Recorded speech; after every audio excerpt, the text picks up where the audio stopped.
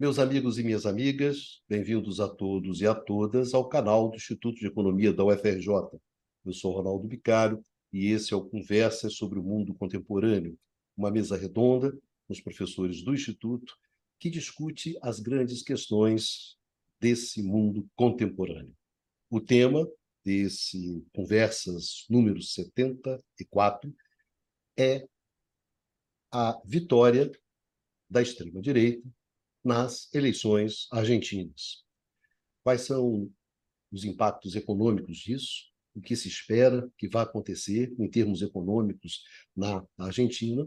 E também, obviamente, as questões políticas, né, que estão muito imbricadas, muito juntas com essa questão econômica. Então, esse é o nosso tema de hoje: as eleições argentinas, a vitória de Javier Milei. Para começar, nossa mesa tradicional, com Luiz Carlos Delorme Prado. Tudo bem, Pradinho? Tudo bem, tudo ótimo. Eu Tudo. peço desculpas que eu estou falando de celular, porque eu estou fora aqui da- do Rio. Está na selva, né? Na selva amazônica. Você está falando Não, eu da estou na selva. capital da República, estou em É, Brasília. da selva do. Eu sabia que era a selva do poder, mas não sabia que chegava a esse ponto, né? Mas tudo bem, está certo. Grande Numa Massati! Diga lá no minha. Boa noite. O Prado é realmente a ilustração da selva de Brasília. Ele É, quem decidiu diria? ilustrar com todas as letras. A selva do poder. É isso aí, Numa. Isso. Bastianzinho. E aí, Baixa? Ainda de ressaca com o Fluminense, ainda de ressaca com a Libertadores. Mas... vocês ganharam, né? Ganharam do Boca na final, né? Pô. Não, a gente já gravou um programa, Bicário. Eu tava com. Ontem ganhamos de São Paulo. Não, mas eu me lembro que vocês ganharam também do argentino, né? Do time argentino lá, que é o Sim, é Boca, né? verdade. É verdade. É o Boca do Mas, Macri, né? Do Macri, que apoiou o Javier, né? Mas sim, o, o cara do Boca, o Riquelme. Riquelme aprovou, Riquelme. apoiou o Maza, né? Apoiou o Maza. O Boca rachou, né? Isso. O Boca rachou. Sim. Bom, é isso, senhores. O tema é esse: eleições argentinas, vitória da extrema-direita. Vamos começar a trabalhar. Começando, Luiz Carlos Delorme Prado, você que é o nosso decano, como sempre, apresenta o tema. Ricardo, o tema Brasil-Argentina, nós já várias vezes enfrentamos, discutimos aqui as relações bilaterais em diversos contextos. A situação atual é principalmente fazer uma reflexão: quais são os espaços da política argentina em vista do que Milei anunciou. O, eu acho que alguns pontos rápidos merecem ser ditos. Os dois principais mercados da Argentina são, nesta ordem: Brasil e China. Estados Unidos segue depois, tanto da exportação quanto da importação. A Argentina vem passando por uma crise cambial muito grave. O que quer dizer isso? Ela não tem divisas, ela não tem moeda internacional, não tem dólar para cumprir os seus compromissos de maneira normal. O efeito disso é que o peso se desvaloriza continuamente. Isso tem uma pressão inflacionária muito grande, que foi uma das razões que inviabilizou a eleição do Massa. É muito difícil ganhar uma eleição com uma inflação de 170%, uma inflação tão elevada como estava no caso da Argentina. Agora, a agenda, o que foi anunciado por parte, até agora, do Milei, são projetos de um radicalismo sem precedente, inclusive num país como a Argentina, que já fez muitas medidas radicais no passado. A Argentina sempre se supera, né? Quando você espera que ela já fez todas as aventuras possíveis, ela dobra a aposta e faz uma maior. Então, o anúncio de acabar com o Banco Central, acabar com o peso argentino, se afastar dos seus dois principais fornecedores e clientes, tudo parece ser um cenário de imenso risco. Eu acho que é muito importante o nosso ouvinte entender que a ideia de dolarização, você acabar com a moeda nacional, no caso o peso, e botar dólar em circulação, implica que você tenha meios de pagamento, ou seja, dólar, em valor suficiente para poder fazer gerar uma economia do tamanho da Argentina, que tem um PIB de em torno de 600 bilhões de dólares. É um pouco menos do que um terço do PIB brasileiro. O Brasil tem 2 trilhões e alguma coisa, a Argentina tem 600, 650, alguma coisa do gênero. Então, com essa situação atual da Argentina, é quase que uma impossibilidade ela fazer isso, a não ser que ela faça uma depressão, né, nem uma recessão profunda. Ora, a Argentina tem um histórico também de resistência, tem estruturas sindicais razoavelmente ativas. A consequência disso pode ser uma estabilidade política considerável. Então, o que nós vamos ver nesse novo governo vai ser um cenário de muita incerteza. Uma outra observação é que a situação atual da Argentina é muito diferente da situação de quando o Bolsonaro assumiu no Brasil. Por quê?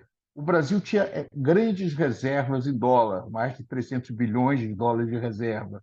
É uma economia razoavelmente diversificada e pujante. A margem de erro do Bolsonaro é maior do que a margem de erro possível por Milei. Dizer, o Brasil dificilmente se desagregaria no curto prazo com os muitos erros do Bolsonaro. No caso de Milei, dada a situação da Argentina, alguns erros que ele possa fazer têm implicações para o cotidiano da vida dos cidadãos argentinos muito graves, embora a Argentina tenha um padrão de vida maior que o Brasil. A renda per capita da Argentina ainda é maior que a renda per capita brasileira. O argentino médio, o grau de analfabetismo é menor do que no Brasil e a expectativa de vida na Argentina é maior que a brasileira. Mas, apesar dessa situação, a situação na Argentina se deteriora continuamente. Então, o número, o desemprego está muito alto e o número de pobres nunca foi tão alto na história argentina, alguma coisa com 40% da população. Então, a situação atual é uma situação extremamente difícil. Isso abre muito espaço aí para a conversa. Vamos seguir aí o nosso debate. Obrigado, Prado. Bastianzinho, você acompanha muito a questão argentina, né? Da questão, principalmente a questão econômica argentina e tudo mais. E eu, então, gostaria que você botasse um pouco desse seu conhecimento aqui na roda, tá bom? Vamos lá, Ricardo. Eu vou começar retomando algo que eu já falei num outro programa sobre a Argentina, que o voto no Milei é um voto de desespero, né? É um voto de quem não está mais encontrando alternativas e tenta, então, algo que parece ser muito fora do comum, né, com um discurso messiânico, que possa apontar para uma perspectiva de mudança, né? E não é um pouco de estranhar que a população tenha optado, feito essa opção extrema, porque nos últimos anos, quer dizer, nos últimos 10 anos, pelo menos, a Argentina, né, oscilou entre governos de centro-esquerda, depois centro-direita, voltou para centro-esquerda, e, na verdade, nenhum deles conseguiu dar conta dos problemas econômicos argentinos. Na realidade, esses problemas aumentaram de dimensão nos últimos 5, 10 anos. Então, o ponto, mas na realidade, os graus de manobra, tá, os graus de liberdade para fazer política econômica na Argentina são muito reduzidos. Tá? Então, é claro que existem aqui elementos idiosincráticos e específicos de cada um dos experimentos, tá? Mas a realidade é que, em função desse quadro externo que o Luiz Carlos descreveu, tá? De uma economia que tem muito poucas reservas internacionais, que padece de um problema de escassez de dólares, tá? O espaço para fazer política econômica é muito reduzido. Tá? E os governos convencionais não conseguiram encontrar caminhos, tá, para resolver esses problemas. Então, o Milei chega com propostas extremas, tá, que seria, então, aos olhos, né, de uma parcela, na verdade, não desprezível da população, bom, já que, né, o convencional deu errado, vamos tentar aqui alguma coisa diferente. O problema é que essas propostas anunciadas pelo Milei na sua campanha, elas, na verdade, exacerbam os problemas, né? Elas não apontam no caminho da solução. Na verdade, elas tendem a agravar esse quadro econômico, que já é um quadro bastante ruim. Tá? Então, nesse sentido, a vitória dele é algo preocupante. Tá? É algo preocupante, claro, em primeiro lugar para a população argentina, né? Mas também aqui para os parceiros na região. Tá? Aqui na América Latina, nós, por exemplo, aqui no Brasil, tá? Que somos, que temos na Argentina um parceiro comercial tão importante. Tá? É, bom, pode-se falar, especular que essas propostas dele de dolarização da economia, de extinção do Banco Central, de retirada de todos os subsídios e deixar todos os preços flutuarem livremente, que isso seja bravata, né? Quer dizer, que isso tenha sido um discurso eleitoreiro. Bom, algumas sinalizações iniciais, né, dão conta de que talvez ele não vá com tanta sede ao pote em relação a algumas dessas propostas. Quer dizer, o que não significa que ele desistiu dessas propostas, mas que talvez ele não as tente no primeiro momento. Tá? Por exemplo, a questão da dolarização. A imprensa argentina comenta hoje, tá, que o economista que ele tinha apontado lá em setembro como sendo o nome dele para o Banco Central argentino, e que tinha justamente a missão de fechar o Banco Central e realizar a dolarização, que é o Emílio Ocampo, tá, que em princípio esse nome está descartado. Tá? E que, na verdade, quem estaria indo, por exemplo, para o Ministério da Economia seria o Luiz Caputo. Tá? Há especulações nesse sentido, isso não é uma notícia confirmada, que foi o ministro do Macri e presidente do Banco Central argentino no governo do Macri.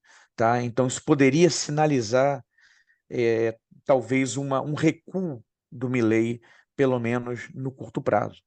Inclusive, já que eu evoquei o nome do Macri, né, ele que apoiou o Milei, tá? Talvez a estratégia dele seja, né, achar que, na verdade, ele pode controlar o Milei. O Milei é o presidente, mas ele que vai mandar, na verdade, né, por trás, porque, enfim, Milei absolutamente inexperiente, né, não tem quadros também, inclusive para apontar para os principais ministérios, tá? Então, é possível que, por exemplo, a indicação do Caputo tenha vindo do Macri, já que eles trabalharam juntos, tá? Então, talvez a aposta do Macri seja que ele vai governar vai governar a partir do Milei, tá?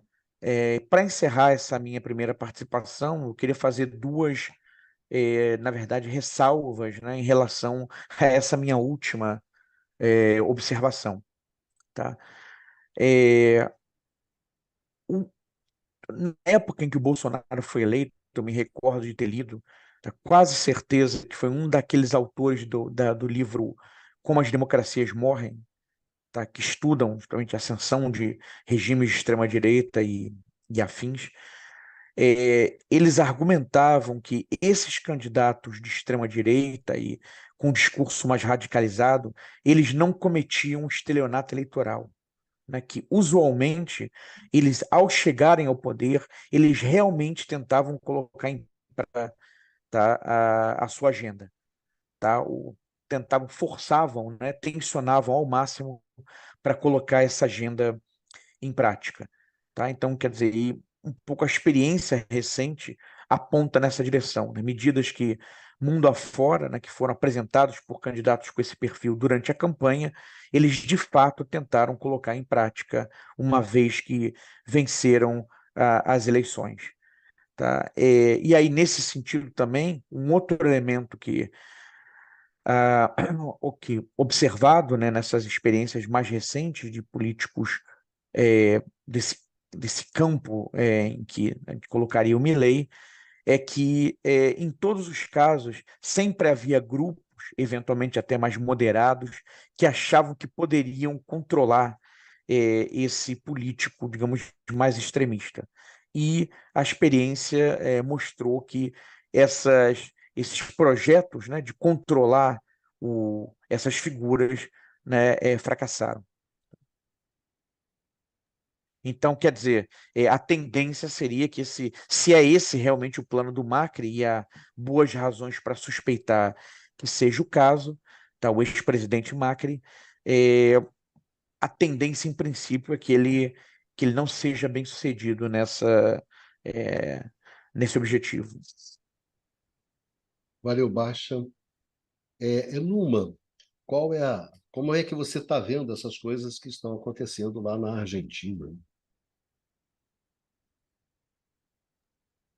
Então, os camaradas já colocaram muitos pontos de análises importantes, mas o que eu queria acrescentar primeiro é sobre na verdade, a trajetória econômica da Argentina, que de uma certa forma levou a essa situação, a eleição do Milei.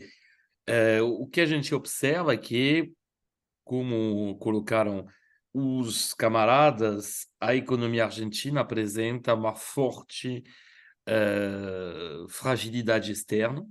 Isso desde, na verdade, o governo anterior à eleição do Macri, o governo da Cristina Kirchner, né? Na verdade, a partir, vamos dizer, do início da década de 2010, você vê que a Argentina tem uma dificuldade para manter reservas internacionais elevadas, ao contrário do que aconteceu nos outros países latino-americanos, tirando, obviamente, o caso da Venezuela, né? Mas países como o Brasil, como a Colômbia, o Peru, o Chile, né? Conseguiram, como, aliás, a maior parte dos países do sul global, acumular grandes reservas, tá? No caso desses países latino-americanos, muito por conta da bonança no preço das matérias-primas na década de 2000. E essas reservas internacionais representam uma melhor proteção, né, contra justamente eventuais desequilíbrios de balanço de pagamento, contra eventuais ataques especulativos, dos quais a Argentina foi vítima.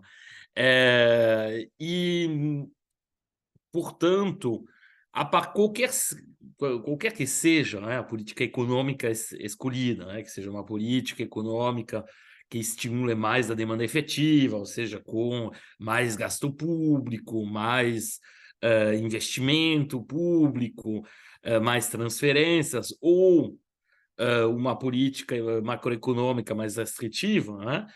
Mesmo assim, em ambos os casos, o fato de você ter uma posição externa, uma posição das contas externas, né, que seja consolidada, permite justamente que você possa levar as políticas econômicas, qualquer que sejam, né? De uma forma muito mais fácil. No caso da Argentina, pelo contrário, essa situação das contas externas, essa situação dos problemas de balanço de pagamento, vai constituir, na última década, uma restrição sistemática, né, para a escolha de política. Isso vai se manifestar através de uma incapacidade de controlar a taxa de câmbio, ao contrário justamente do que acontece na maior parte dos países da periferia do sul global, onde hoje em dia você tem uma taxa de câmbio que é flutuante, ou seja, que vai que pode mudar, que é flexível, porém que é administrada pelos bancos centrais. Ou seja, os bancos centrais têm um controle sobre a determinação dessa taxa de câmbio. No caso da Argentina, esse controle não existe. Enfim, pode ser que 10 anos atrás algum tipo de haja ainda algum tipo de controle, hoje em dia não é mais o caso. Você é à mercê, na verdade, justamente da sua vulnerabilidade. E isso vai exercer muitas pressões sobre a economia, e particularmente através da inflação, tá? Porque simplesmente a desvalorização da taxa de câmbio leva a um aumento da inflação. Aí, como foi já mencionado pelos camaradas, você tem uma conflituosidade no mercado de trabalho argentino, que é uma especificidade do país, se a gente for comparar com a maior parte dos outros países latino-americanos, né? Porque tem assim, um peso grande dos sindicatos, tem uma tradição de poder de barganha elevado dos trabalhadores na Argentina, no período que seguiu a democratização. Isso faz com que a recomposição dos salários que vem com a inflação, com a oriunda das desvalorizações, faz com que você tenha uma aceleração da inflação pelo próprio funcionamento, né, desse mercado de trabalho, tá? Então, na verdade, você está na frente de uma situação onde você tem duas características na Argentina, a economia argentina, que não estão presentes nas outras economias latino-americanas. Essa vulnerabilidade externa, simbolizada por uma dívida pública externa muito elevada. A Argentina vai ter que, por exemplo, reembolsar no primeiro semestre do ano que vem, 2024, 44 bilhões, né, de dólares ao Fundo Monetário Internacional, sendo que não tem reservas.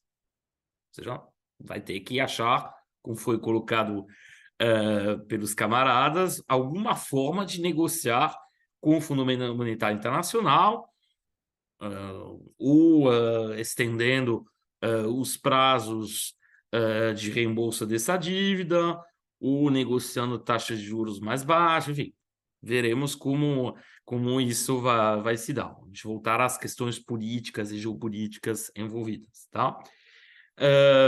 E a outra característica que não encontramos nas outras economias latino-americanas, ou pelo menos não nessa intensidade, é o conflito distributivo.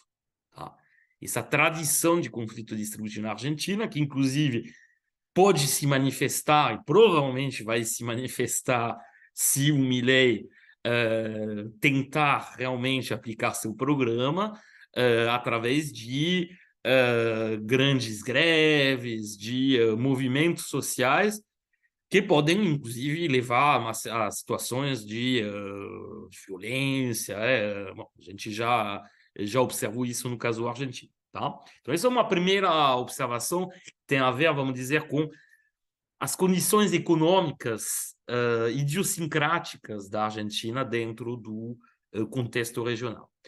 Depois tem que ver como, e aí já avançamos muito, particularmente nesse ponto com a análise do Eduardo, a questão do voto, né? Como colocou o Eduardo, há uma parte não negligenciável do voto que se exprimiu para o Milei, que é um voto de protesto para um candidato que seria um candidato antissistema, ou seja, já que o centro-direita, na figura do Macri, e o centro-esquerda, na figura da Kirchner e, mais recentemente, do Fernandes, não conseguiram controlar a inflação, não conseguiram impedir que haja uma deterioração dos salários em termos reais, porque houve perdas significativas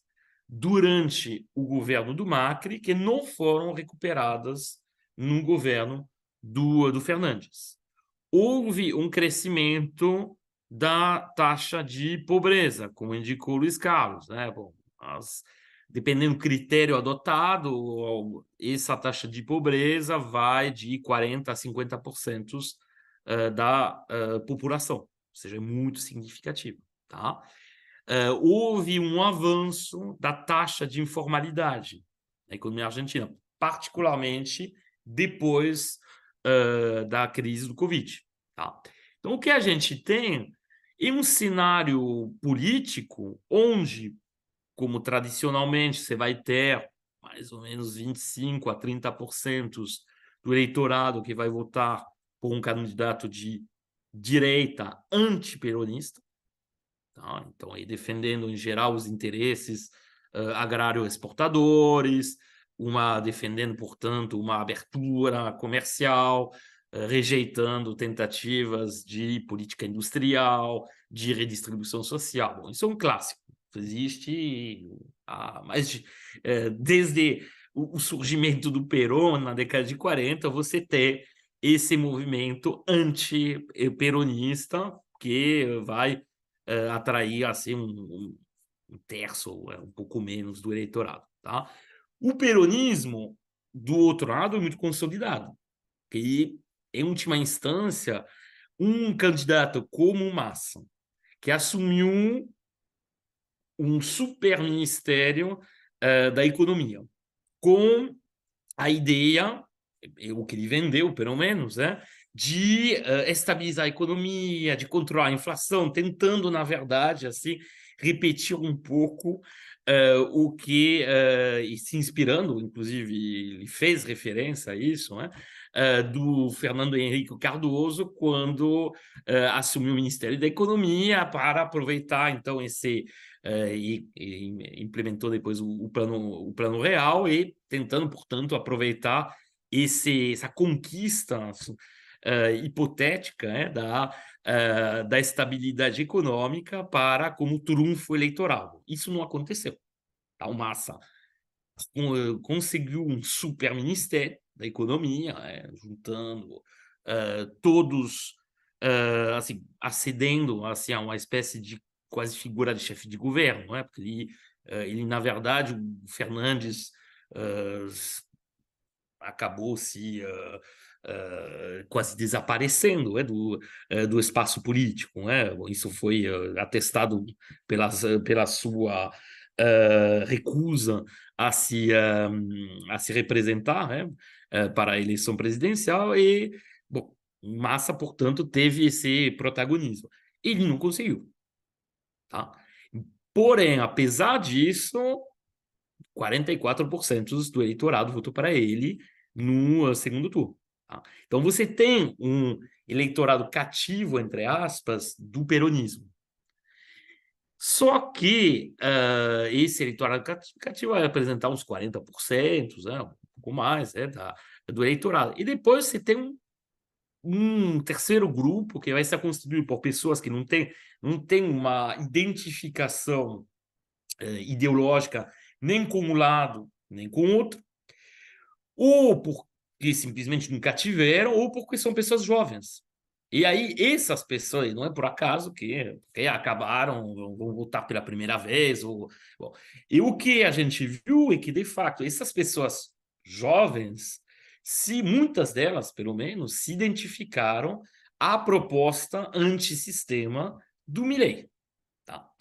E aí tem que fazer uma última observação, e depois eu repasso a palavra para os camaradas, e que essa análise eleitoral ela tem que ser cruzada, ela tem que ser conectada com as características socioeconômicas da Argentina e com as características do mercado de trabalho na Argentina.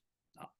Porque pode parecer estranho que pessoas que assim votem por alguém, pessoas de classe baixa ou classe média baixa, votem por alguém que pretende cortar todas as conquistas trabalhistas que houve no país, que pretende cortar todo o sistema, quase todo o sistema de assistência social, que pretende privatizar a maior parte dos serviços públicos, que se trate da educação, da saúde, que pretende acabar com o sistema previdenciário e privatizá-lo completamente.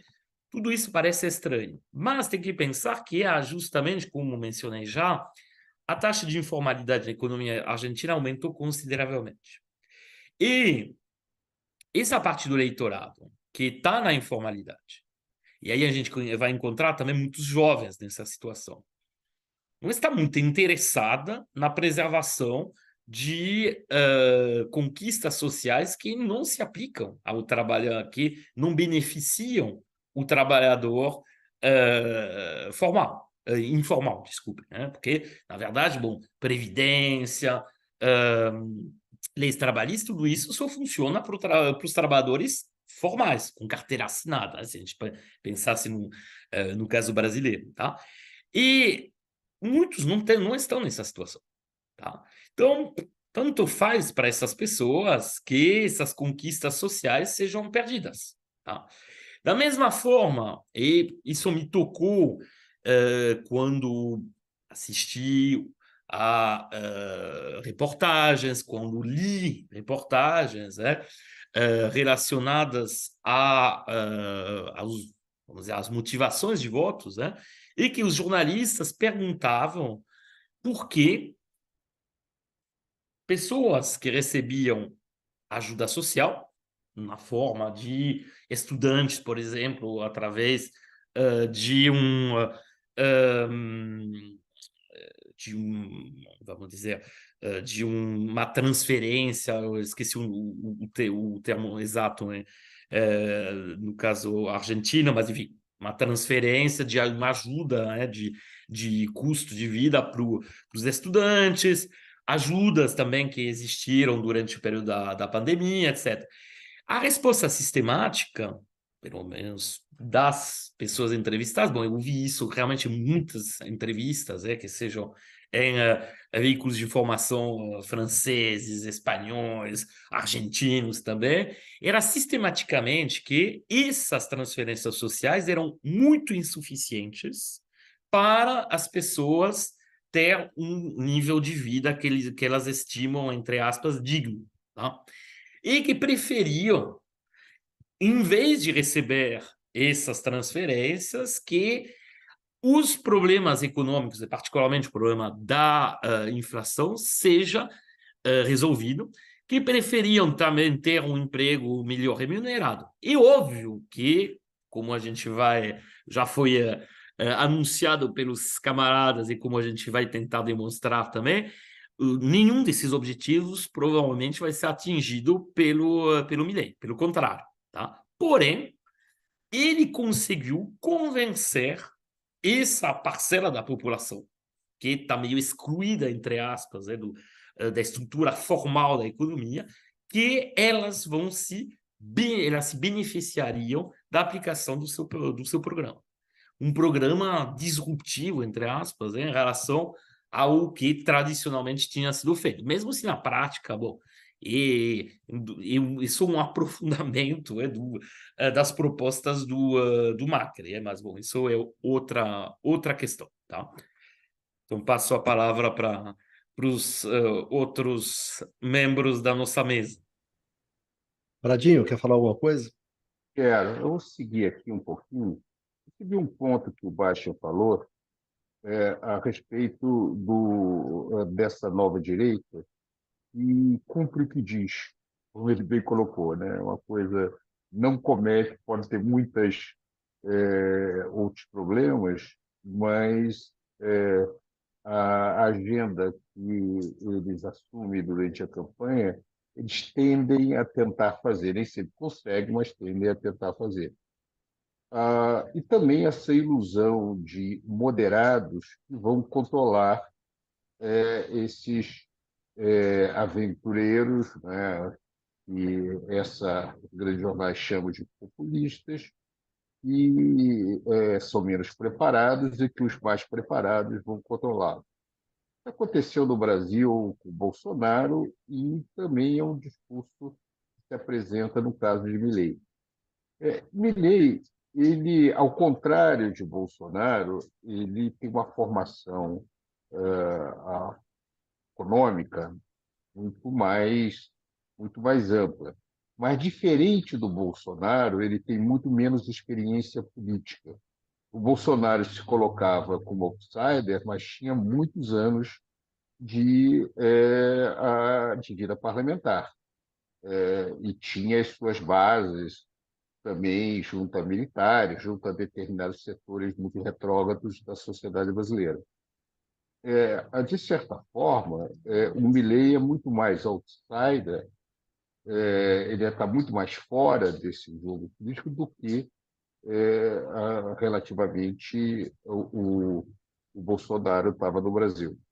A grande aposta dele, me parece, tem sido, e isso é um ponto que o Baixa me chamou a atenção numa conversa antes aqui do início do programa, de que, na avaliação dele, ele entendia que o Milei estava apostando que, eventualmente, os Estados Unidos pudessem trazer recursos ou apoiar recursos para dar alguma folga, na medida em que ele seria muito mais pró-Estados Unidos do que, por exemplo, o Brasil e, dentro da América Latina, ele seria um aliado preferencial.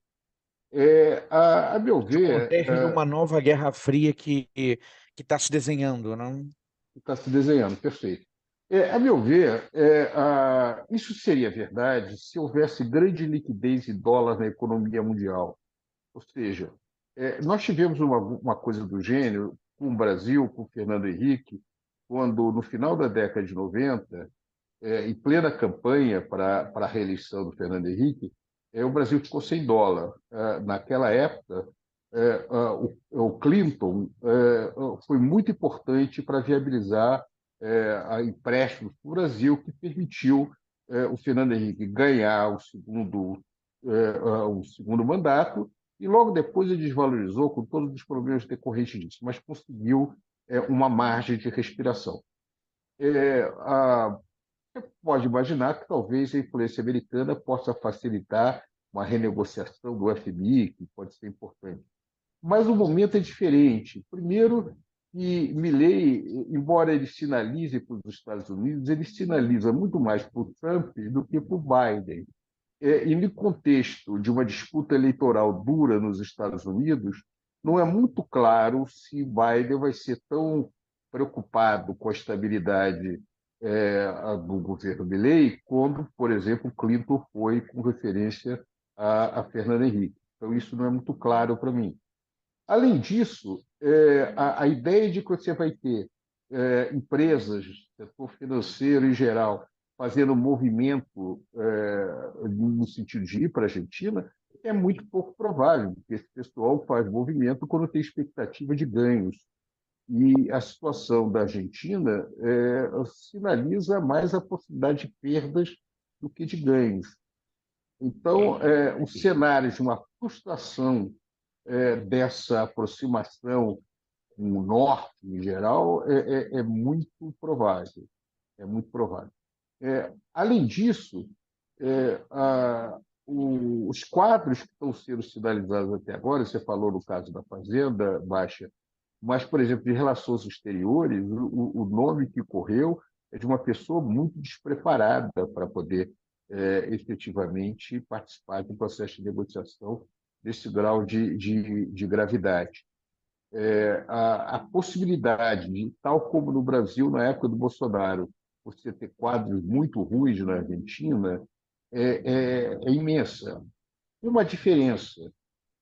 Enquanto no Brasil nós temos um funcionalismo público de carreira com estabilidade, o que dificultou muito desconstruir algumas áreas importantes do setor público brasileiro, a Argentina não tem uma legislação similar.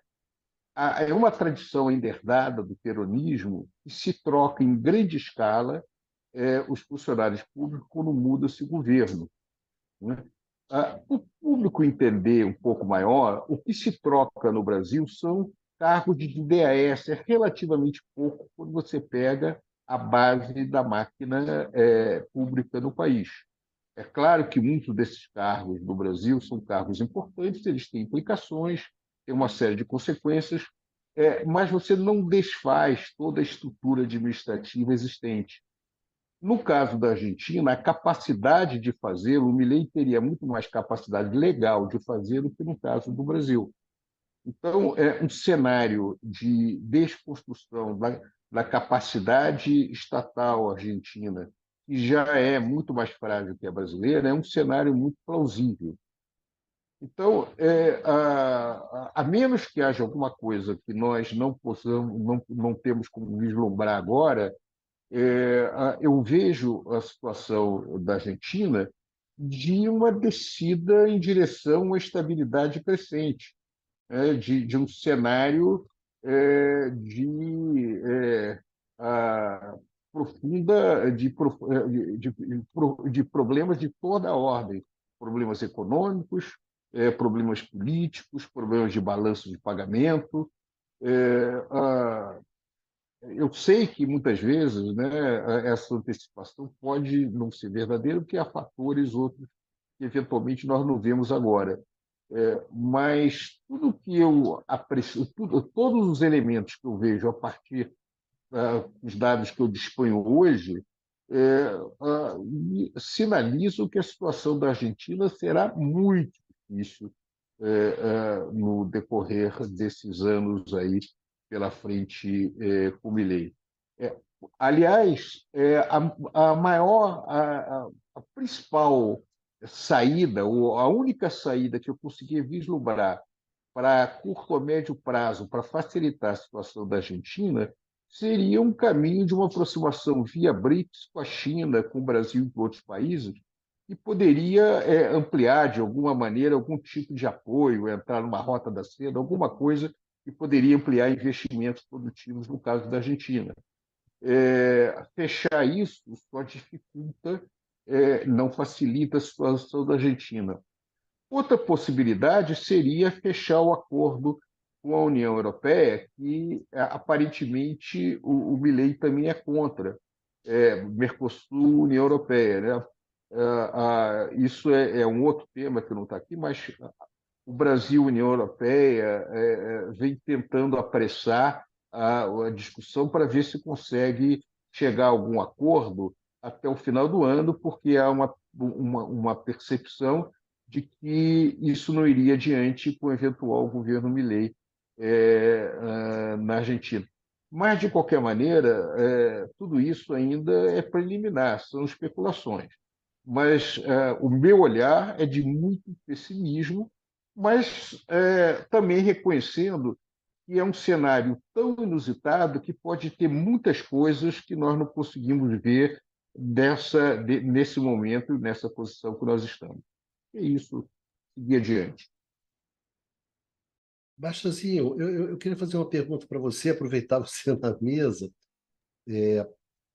Qual a diferença básica assim que existe entre a proposta do Milei colocada na mesa E toda aquela experiência de currency board, tudo aquilo que acabou em Curralito, acabou num desastre colossal lá na Argentina anteriormente, né? Se você te perguntasse, fala para a galera um pouco se é a mesma coisa. Não é diferente, né? Seria é uma opção mais extrema, mais extremada, essa agora que o Milei está colocando. Tá, em 1991, no governo Carlos Menem, né, com o ministro da Economia Domingo Cavallo, o que a Argentina fez foi estabelecer uma paridade, uma taxa de câmbio de 1 para 1 entre o peso argentino e o dólar. Tá? Então, em princípio, as duas moedas se equivaliam. Tá? Quer dizer, você receber um pagamento em peso ou em dólar era a mesma coisa. Tá? Você ter uma dívida em peso ou em dólar era a mesma coisa. Era 1 para 1, tá? A taxa de conversão. Mas isso significava que o peso argentino continuava a existir. Tá? O peso argentino continuava a existir. Tá? Então, não era abrir mão completamente da própria moeda. Tá? Ali, o que aconteceu, na verdade, parte do problema, eu não vou me alongar sobre isso, é que houve entre outras coisas, já que um peso vale US$ 1, né, e as taxas de juros no mercado externo eram menores do que no mercado interno, houve um amplo endividamento, né, de famílias, empresas, bancos, em dólares. Tá? E isso depois tornou extremamente complexo o processo de sair desse sistema, que em princípio não era para sair, eles colocaram na Constituição que isso tinha que valer, do 1 para 1. Mas quando a coisa estava ficando muito complicada, uma questão que havia que, para romper essa paridade de 1 para 1 e deixar o peso se desvalorizar em relação ao dólar, isso ia provocar ter um efeito patrimonial imenso. Quer dizer, isso ia praticamente quebrar uma série de empresas, bancos, como efetivamente ocorreu quando eles, final de 2001, começo de 2002, tiveram que, em meio a uma grande crise, abandonar esse regime. Agora, o que o Milei está propondo agora não é uma paridade de 1 para 1. O que ele está propondo é o abandono total da moeda nacional, tá? Do padrão monetário nacional, no caso, o peso argentino. Quer dizer, o dólar norte-americano, tá? Passaria a ser a moeda da Argentina, tá? A única moeda da Argentina. Só que os argentinos estariam adotando o dólar americano, mas sem ter nenhuma voz, por exemplo, lá no Banco Central, no Fed norte-americano, a respeito, né, da condução da política monetária, elevar ou reduzir a taxa de juros. Tá? Então, na verdade, você perde, ao abrir mão da sua moeda, perde-se a possibilidade de fazer o que a gente chama de política monetária, né? Com, por exemplo, elevações ou baixas ou reduções da taxa de juros, perde-se a possibilidade de fazer política cambial, tá? Isso de saída. Tá? É, e, quer dizer, essa é uma opção extrema e muito complicada porque é tremendamente difícil de reverter. Não que seja impossível, o Zimbábue reverteu agora recentemente, porque adotou e não deu certo. Tá? Mas um outro aspecto sobre isso, sobre essa questão da adoção, né, da opção da dolarização, é que países que fazem essa opção faria mais sentido, tá, para economias que são altamente integradas em relação à economia que emite a moeda que elas estariam adotando como sua moeda. Tá? Quer dizer, isso poderia fazer mais sentido se a economia argentina fosse altamente integrada à economia dos Estados Unidos. O que, como o Luiz Carlos comentou no começo aqui do programa de hoje, não é o caso. Tá? Não é o Eduardo, caso. me permite uma parte. Pois não?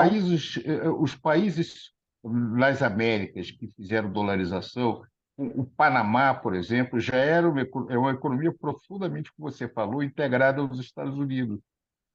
O Equador é uma economia pequena. Essas experiências sempre foram feitas em países com economias muito pequenas. Pequenas, A grande exatamente. questão é que, no caso da Argentina, não é uma É economia uma pequena, é economia, uma é um país economia populoso, uma forte. economia complexa que tem uma base industrial, tá? E não é integrada, não é muito integrada aos Estados Unidos, tá? Não é muito integrada, como você comentou, é só o terceiro destino das exportações argentinas, tá? A Argentina exporta quase que o dobro para o Brasil do que exporta para os Estados Unidos, tá? Para ter, só a título de exemplo, né? Então, até por isso que eu especulei um pouco, mas será que então eles estariam fazendo uma aposta numa integração com os Estados Unidos e numa sinalização, né, num contexto de uma perspectiva, né, cada vez crescente, cada vez mais crescente de uma nova Guerra Fria entre Estados Unidos e China, de se colocar como o grande aliado dos Estados Unidos aqui na América do Sul, tá? Mas que é uma opção que não parece fazer muito sentido, tá? Até pelo aspecto que você destacou, mas que também numa conversa ontem com o Bicalho, ele foi pela mesma linha, né? Que bom, antes o Milei se identifica muito com o Trump. Só que ainda que o Trump tenha boas chances de ganhar as eleições do ano que vem, seria preciso passar a ter uma travessia de um ano pelo menos ainda com Biden, com os democratas, tá? Para uma economia que vive um quadro econômico emergencial, tá? Então, nesse sentido, né, seria uma opção, como é que eu posso dizer, muito estranha, para usar aqui um eufemismo, tá?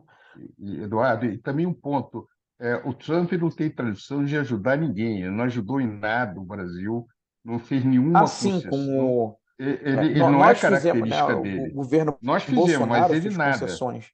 E a Bolsonaro gente volta a um unilaterais. ponto que nós temos tratado aqui nos programas anteriores, é que, de uma maneira geral, diferentemente do que foi no passado, tá? No pós-Segunda Guerra Mundial, onde a economia norte-americana fez o plano Marshall para as economias europeias e ajudou a puxar as economias europeias, os milagres econômicos europeus do pós-Segunda Guerra Mundial se devem bastante à participação dos Estados Unidos aqui para a periferia, eles fizeram aliança para o progresso, enfim, em que eles tinham alguma coisa para oferecer, tá?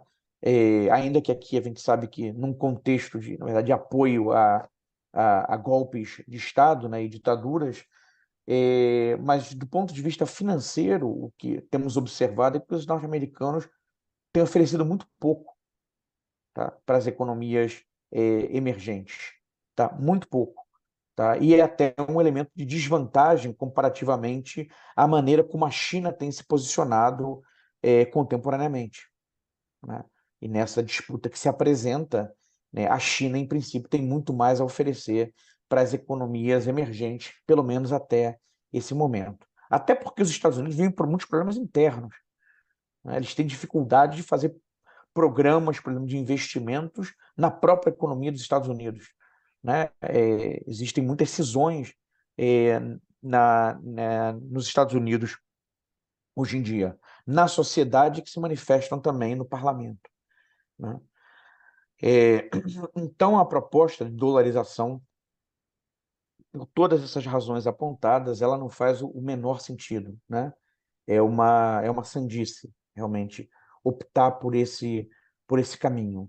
E aí, falando sobre, na verdade, eu encerraria com isso, o aspecto que você salientou, os Carlos, dele ter uma formação, né? Quer dizer, um elemento que distingue o Milei do Bolsonaro é que ele tem ideias próprias, né? Nesse sentido, o Não Bolsonaro é muito mais. necessariamente boas, não Exatamente, necessariamente não, mas, boas, mas isso, na verdade, mas isso é tem um ideias agravante. próprias, né?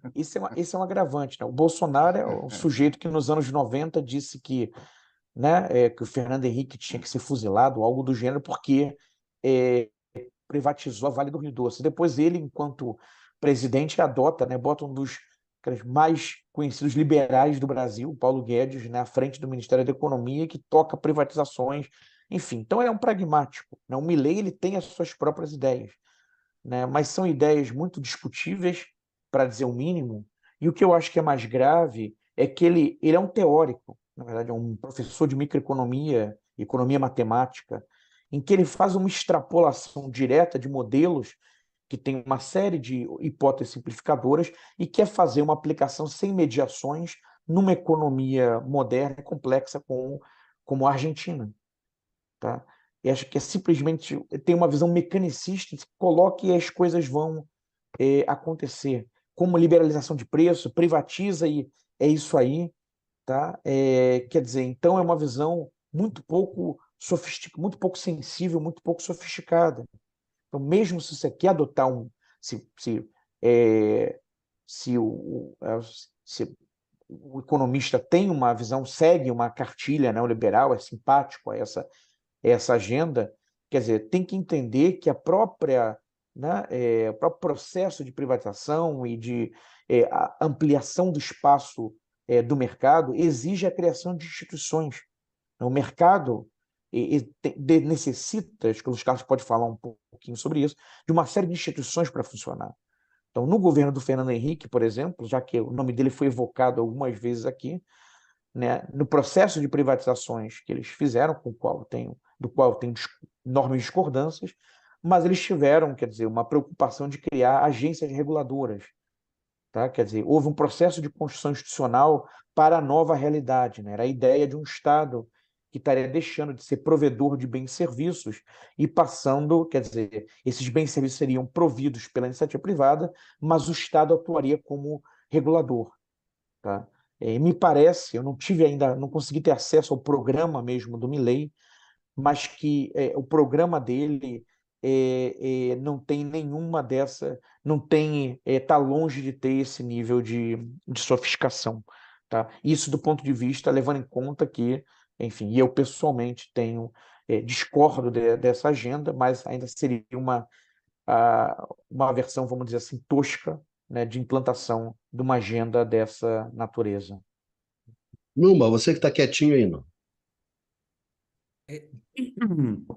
Só algumas observações, complementando o que colocou o Eduardo, né?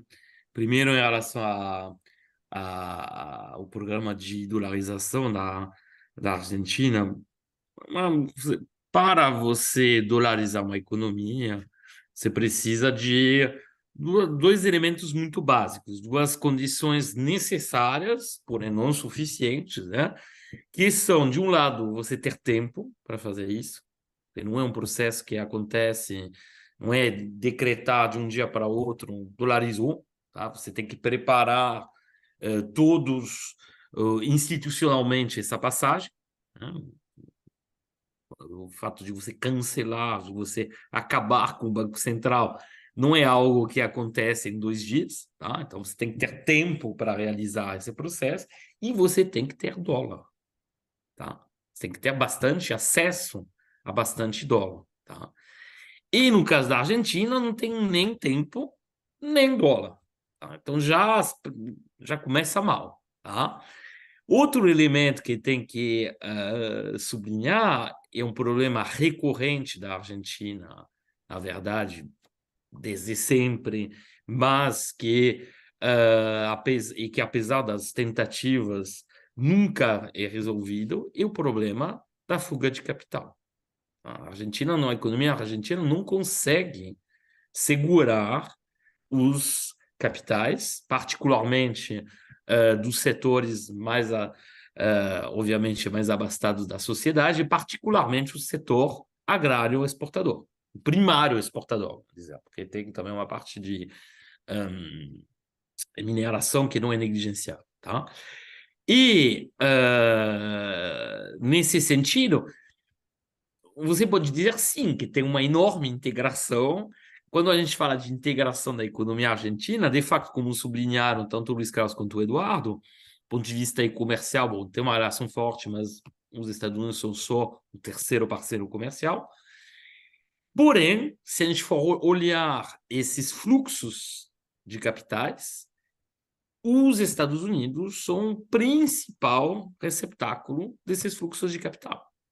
Então, tem que pensar que todo ano você tem dezenas de bilhões de dólares que saem da Argentina e vão para os Estados Unidos, tá? Então, o problema não é tanto ainda...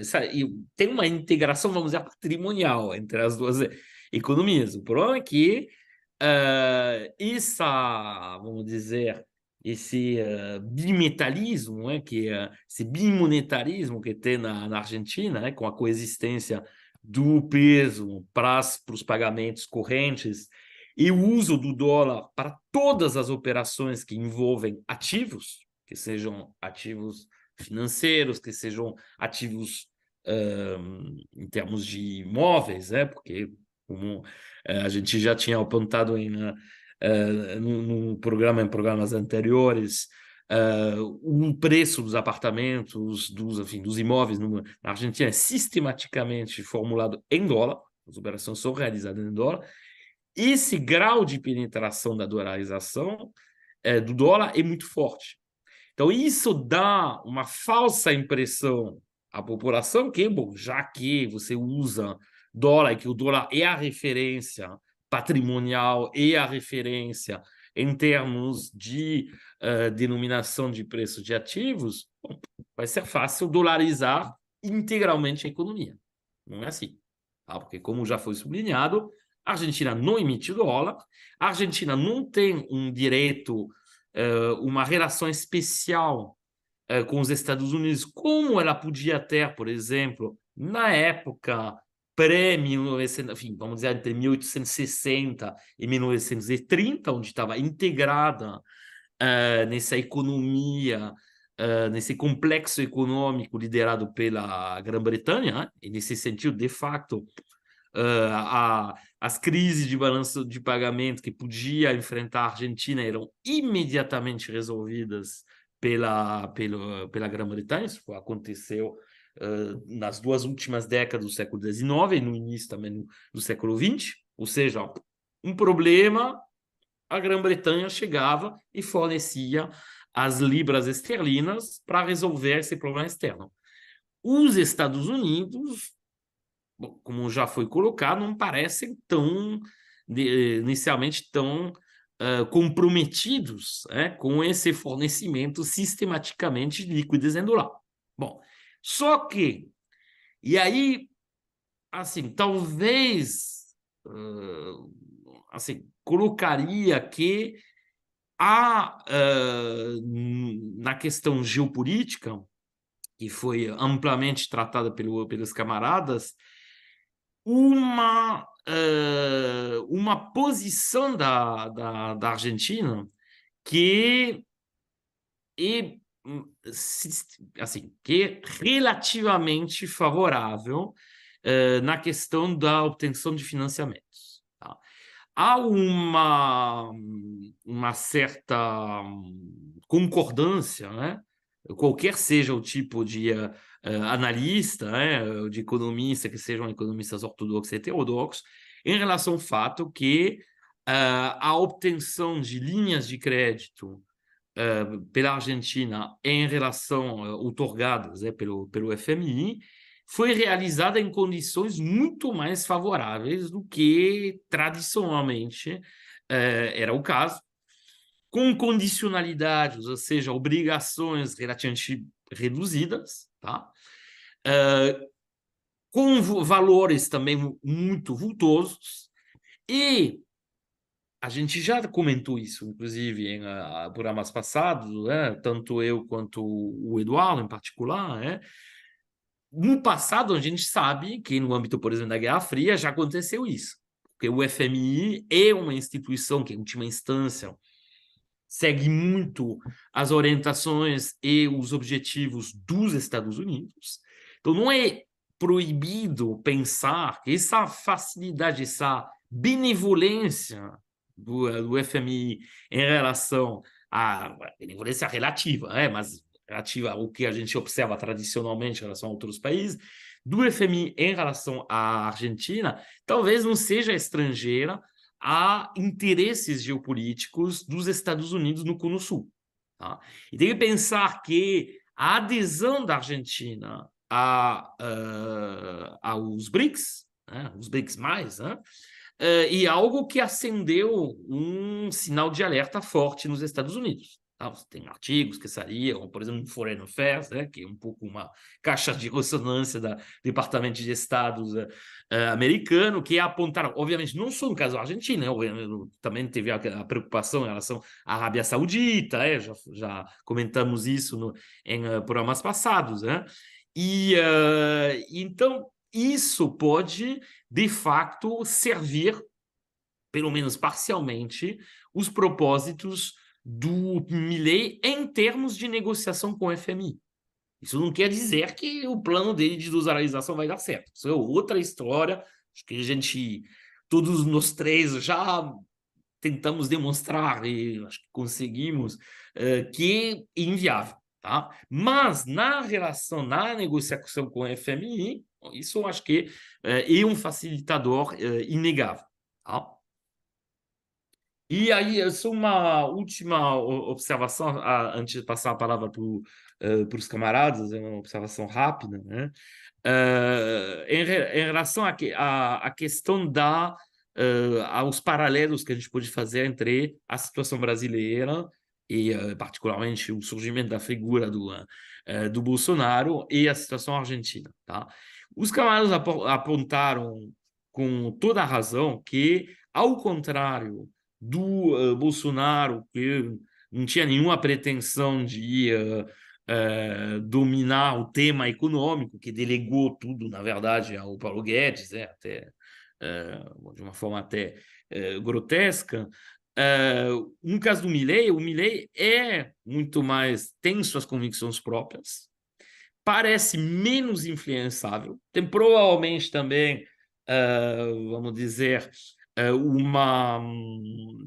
nesse sentido, uma proposta econômica que é muito mais forte. Na eleição do Milei, se você olha quem votou por Milei no primeiro turno, tá? Porque o voto no segundo turno ele acabou pegando os votos da Burrich, aí, mas essa parcela, esses 30% que votaram para ele, que seriam um núcleo duro do apoio ao Milei, responderam muito em termos de escolha eleitoral ao programa econômico que ele detalhou, que não era bem o caso do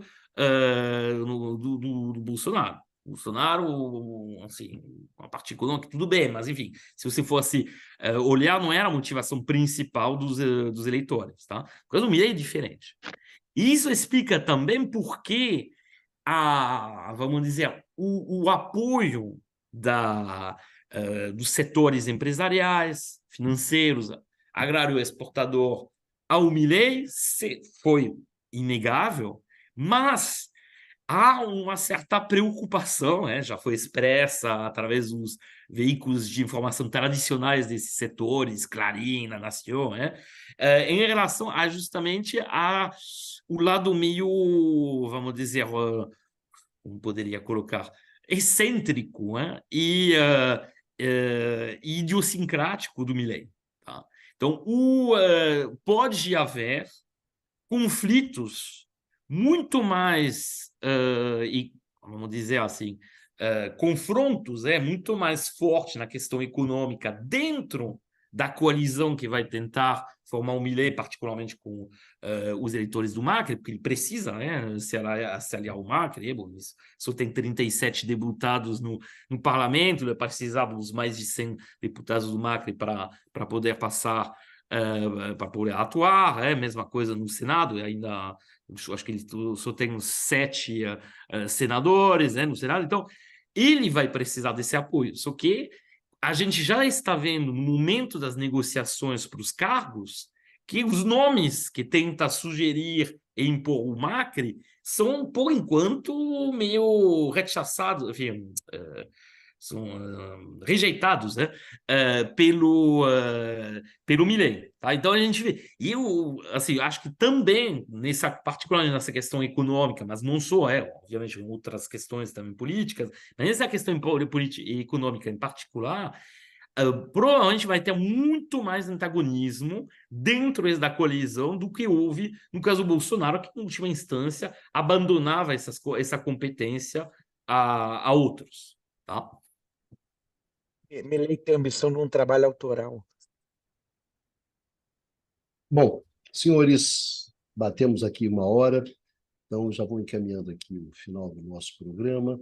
Pradinho, alguém quer fazer mais algum último comentário? Quero sim. Por favor. É só explicar um pouquinho para quem nos ouve também o que quer dizer esse libertário que o Milei se coloca. É uma corrente, principalmente que se encontra mais nos Estados Unidos. Embora faça referência à visão austríaca, é uma versão muito particular e radicalizada também dessa posição. Em tese, o libertário é quase que um anarquista. Ele é favorável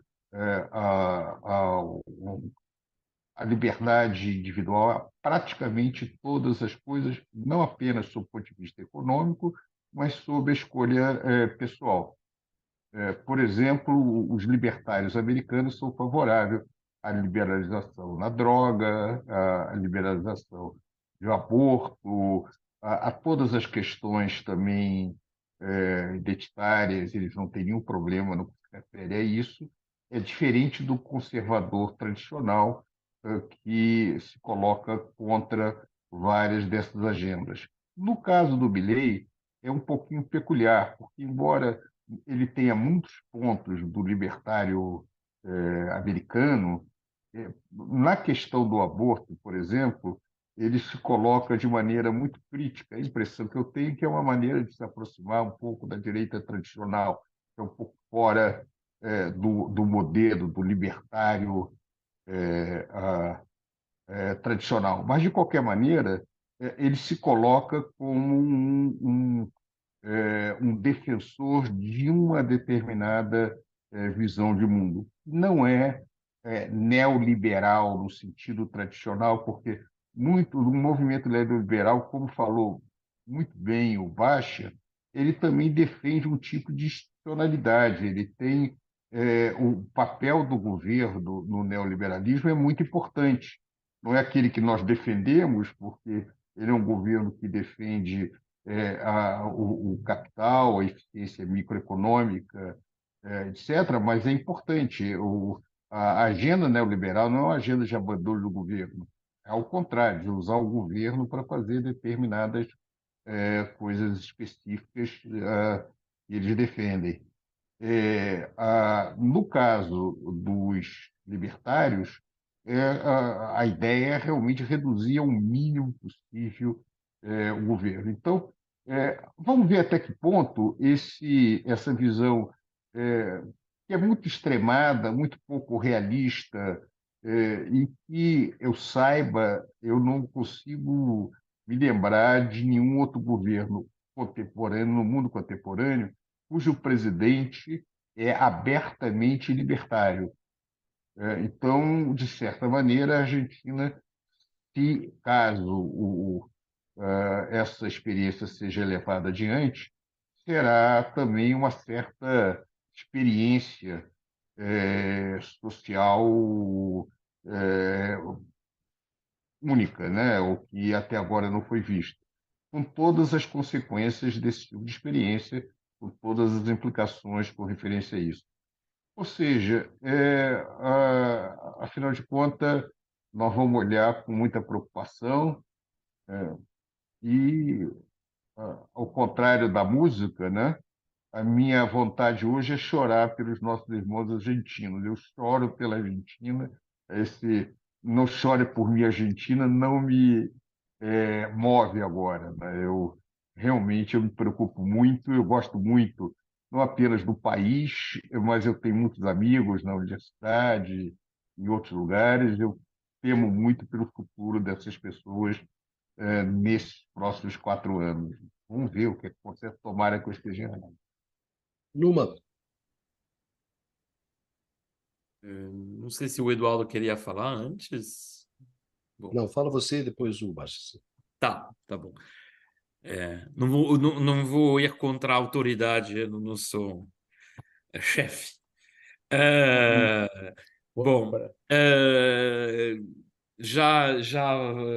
parafraseando outro título famoso de romance, acho que a gente tentou mostrar que foi a história econômica recente da Argentina, poderia ser a história, na verdade, de um drama anunciado, a crônica de um drama anunciado, para parafraseando o Garcia Marques, né? E na verdade, você chegou a um ponto de não retorno, né, em termos vamos dizer, políticas econômicas, né, como acho que foi bem colocado pelo Eduardo, que mostrou muito bem a falta de margem de manobra, né, que existia. Porém, eu não queria que os nossos ouvintes tenham a impressão que apesar dessas dificuldades, era irremediável, era impossível, inevitável, exatamente, inevitável que o Milei seja eleito. Você, na verdade, mais uma vez, se a gente for olhar, isso acho um ponto importante, porque isso pode se aplicar, infelizmente, à história recente do Brasil, não é porque você está enfrentando dificuldade, pode ser de várias naturezas. A gente mostrou que, no caso da Argentina, há uma vulnerabilidade externa muito grande, ou seja, uma margem de manobra extremamente reduzida. Mas não é uma razão, ao contrário do que foi feito pelo Massa, o que foi defendido pelo Massa, para, enquanto você é um governo de esquerda, praticar uma espécie de estelionato eleitoral e você tentar praticar políticas neoliberais. Tudo bem que lá na reta final, antes da eleição, aí de repente assim, voltou a distribuir, a aumentar as transferências, mas o plano do Massa era um plano de ajuste às custas dos trabalhadores. Isso. Tá? Era a ideia, vamos tentar, como nunca foi prestado, aliás, ele não conseguiu, reduzir, assim, não ajustar os salários dos trabalhadores, ou seja, reduzir na prática o salário real dos trabalhadores, tá? E, assim, reduzir as importações, porque as pessoas com menos renda real iam consumir menos e ia ter menos importações, e com isso ia melhorar as contas externas milagrosamente, e de repente você ia acumular dólar e ia resolver o problema externo. Isso foi o raciocínio que foi vendido pelo Massa. Bom, e não funcionou. Não funcionou porque não era para funcionar, já, bom, tecnicamente, bom, a gente poderia aprofundar, mas não era para funcionar, tá? E, segundo, ele conseguiu, assim, se alienar uma parte dos trabalhadores. Tá? Então, essa ideia de jogar contra a própria natureza, em nome de um suposto pragmatismo. E aí, qualquer referência ao funesto período do Levy não é mera coincidência, né? No caso do Brasil, isso não funciona. Isso sempre leva à mesma situação. E incrível que a esquerda, o suposta esquerda, né, não tenha entendido isso. Não deu certo no Brasil, não deu certo de novo na Argentina. Tá? E não é por acaso que a Cristina Kirchner, com todos os defeitos que ela pode ter tido em termos de definição de políticas econômicas, né, não é por acaso que o Axel Kicillof, que hoje se tornou a principal figura do peronismo na Argentina, ao ser eleito no primeiro turno como governador da província de Buenos Aires, ou seja, de quase 40% da população e 60% do PIB do país. Tá? São uma espécie de super São Paulo em termos relativos para a Argentina. Então, não é por acaso que é difícil se reeleger. Como? Lá na província de Buenos Aires é difícil se É reeleger. quase impossível. Ele conseguiu no primeiro turno. E não é por acaso que essas duas figuras se afastaram completamente do Massa. Bom, o Kicillof teve uma participação um pouco mais ativa, porque tinha uma questão até, vamos dizer, de manutenção de equilíbrios dentro do peronismo na província, mas mesmo assim, o que a gente vê é que se, vamos dizer, aderir a um suposto pragmatismo neoliberal, não funciona. Tá? Isso, para mim, é a maior lição que a gente pode tirar desse episódio. E, como sempre, no caso do Brasil, mesmo se, como a gente mostrou, as características estruturais, de inserção financeira, monetária externa são diferentes, isso deve servir também de lição para o futuro.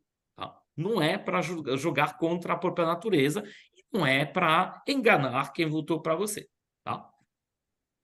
Numa, isso aqui é o pragmatismo do fracasso, né? Realmente uma coisa bastante interessante. Bastianzinho, suas palavras aí finais, para eu poder encerrar aqui o Botiquinha. A palavra principal é apreensão, né? Tudo que já foi elencado aqui, discutido no programa de hoje, e também em outras, o pessoal deve estar vendo também outras lives, enfim, sobre o tema, e para quem tem uma visão de mundo próxima à nossa, acho que a palavra apreensão no mínimo, a gente pode falar que o cenário é de apreensão, né? Acho que, lamentavelmente, né, voltaremos algumas vezes, né, a tratar do tema Argentina no próximo ano, né? Chegou até a brincar um pouco, né, que talvez tivesse que criar um programa específico, né, dependendo de como as coisas andarem, um programa específico sobre a Argentina, talvez Conexão Buenos Aires, Eduardo. ou talvez um conversa sobre as desventuras argentinas, né? Poderia ser um título, né? Mas isso, na verdade, a gente é um pequeno momento lúdico, né? Mas eu compartilho também das palavras do Luiz Carlos, né? De pena, né? Quer dizer, temos muitos amigos, eu também, tal como ele, acho que o Numa também temos muitos amigos na Argentina, gostamos do país, né? Temos, inclusive, no nosso departamento, colegas argentinos, e, né, esperar que sejamos surpreendidos positivamente, ou, enfim, que não seja tão negativo como estamos, como é o nosso receio hoje. Mas, Numa, em termos de parafraseando o filme do Solanas, um filme que eu gosto muito, né? Seria Tangos, El exílio de la razón. Entendeu? Acho que esse que seria. Não, Tangos, O El jeito exílio é de tocar muito Gardel. tango, né? Mas Tem que tocar Tangos, muito tango, né, não é, Bicalho? O jeito vai é, ser esse. eu Olha, me chamaria de lembrou o homenageando Balada para um Solanas. Louco, né? Que é um poema musicado, né? Com Piazzolla. Pessoal. Talvez Balada para um Louco. Bom, senhores, queria muito agradecer ao Baixa, ao Prado, diretamente de Brasília, né? Da Selva do Poder, Da selva, né? da Selva do Poder, ao Numa, né? Por essa conversa, e agradecer muito, muito mesmo aos nossos amigos, às nossas amigas, né? Que nos acompanham nessas conversas contemporâneas, né? Então, a gente se encontra aqui no canal do Instituto de Economia da UFRJ, no próximo Conversas sobre o Mundo Contemporâneo. Se cuidem e lembre-se, vida que segue.